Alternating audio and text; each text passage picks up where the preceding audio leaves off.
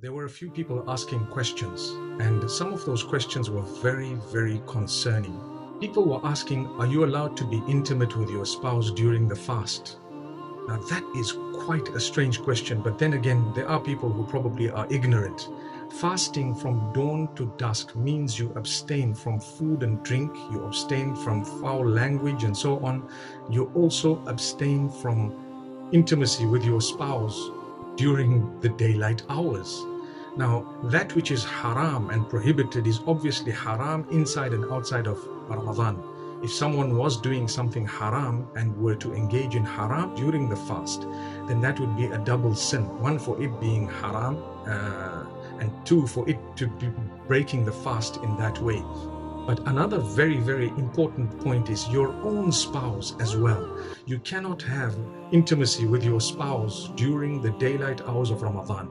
At night, it is permissible. The Quran expressly mentions the night and says that it is permissible. So it's not like you have to stay away from your spouse for the entire month. But my brothers and sisters, if someone does do that during the daylight hours of Ramadan, then it is a major sin. And in order to compensate for that, you would have to fast 60 consecutive fasts after Ramadan and seek the forgiveness of Allah subhanahu wa ta'ala. So it is something that people don't like to discuss, but it needs to be discussed. Someone also asked in the live session, is it permissible to masturbate during the fast? Does it break the fast?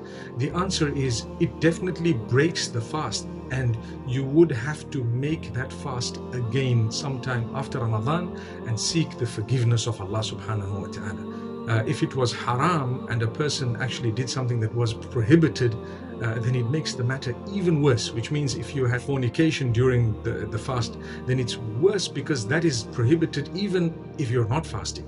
May Allah subhanahu wa ta'ala make it easy for us. These are the days of Ramadan. They're supposed to impact upon you.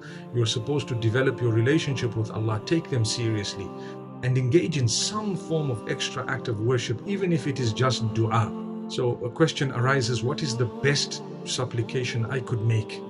The best supplication you could make is to seek for the forgiveness of Allah subhanahu wa ta'ala. Seek the forgiveness by saying, Allahumma innaka afuwun tuhibbul afwa fa'fu anni. Oh Allah, you are most forgiving, you love to forgive, so forgive me.